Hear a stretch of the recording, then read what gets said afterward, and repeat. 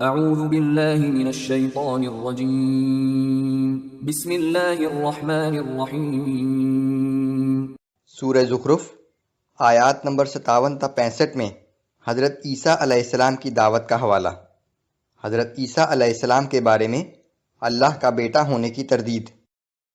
اعوذ باللہ من الشیطان الرجیم وَلَمَّا ضُرِبَ ابْنُ مَرْيَمَ مَثَلًا إِذَا قَوْمُكَ مِنْهُ يَصِدُّونَ۔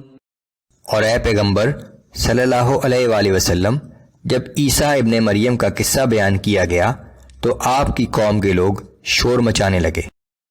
وَقَالُوا أَآلِهَتُنَا خَيْرٌ أَمْ هُوَ مَا ضَرَبُوهُ لَكَ إِلَّا جَدَلًا بَلْ هُمْ قَوْمٌ خَصِمُونَ۔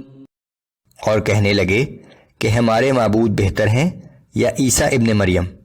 وہ آپ سے یہ بات محض ناحق جھگڑنے کے لیے کرتے ہیں، حقیقت یہ ہے کہ یہ ہیں ہی جھگڑالو لوگ۔ ان هو الا عبد انعمنا عليه وجعلناه مثلا لبني اسرائيل۔ وہ عیسیٰ علیہ السلام محض ہمارا ایک بندہ تھا جس پر ہم نے انعام فرمایا، اور ہم نے اسے بنی اسرائیل کے لیے اپنی قدرت کا ایک نمونہ بنایا تھا۔ وَلَوْ نَشَاءُ لَجَعَلْنَا مِنْكُمْ مَلَائِكَةً فِي الْأَرْضِ يَخْلُفُونَ۔ اور اگر ہم چاہتے تو تم میں سے فرشتے پیدا کر دیتے جو زمین میں تمہارے جانشین ہوتے۔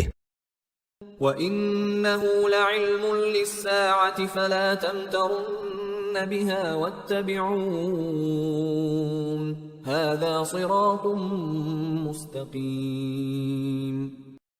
اور یقیناً عیسیٰ علیہ السلام کی پیدائش قیامت کی دلیل ہے، پس تم قیامت کے بارے میں شک نہ کرو اور میرا حکم مانو کہ یہی سیدھی راہ ہے۔ جو اللہ عیسیٰ علیہ السلام کو بغیر باپ پیدا کرنے پر قادر ہے، وہ تمام انسانوں کو قیامت کے دن دوبارہ پیدا کرنے پر بھی قادر ہے۔ وَلَا يَصُدَّنَّكُمُ الشَّيْطَانُ إِنَّهُ لَكُمْ عَدُوٌّ مُبِينٌ۔ اور شیطان تمہیں اس سیدھی راہ سے نہ روک دے کیونکہ وہ تمہارا کھلا دشمن ہے۔ وَلَمَّا جَاءَ عِيسَى بِالْبَيِّنَاتِ قَالَ قَدْ جِئْتُكُمْ بِالْحِكْمَةِ وَلِأُبَيِّنَ لَكُمْ بَعْضَ الَّذِي تَخْتَلِفُونَ فِيهِ فَاتَّقُوا اللَّهَ وَأَطِيعُونِ۔ اور جب عیسیٰ علیہ السلام کھلے معجزے لے کر آئے تو انہوں نے کہا کہ اے لوگو، میں تمہارے پاس حکمت و دانائی کی باتیں لے کر آیا ہوں تاکہ تمہارے سامنے بعض ان باتوں کی حقیقت واضح کر دوں جن میں تم اختلاف کر رہے ہو، تو تم اللہ سے ڈرو اور میری اطاعت کرو۔ ان اللہ هو ربی وربکم فاعبدوہ ھذا صراط مستقیم۔ بلا شبہ اللہ میرا بھی رب ہے اور تمہارا بھی، پس اسی کی بندگی کرو، یہی سیدھا راستہ ہے۔ فاختلف الأحزاب من بينهم فويل للذين ظلموا من عذاب يوم أليم۔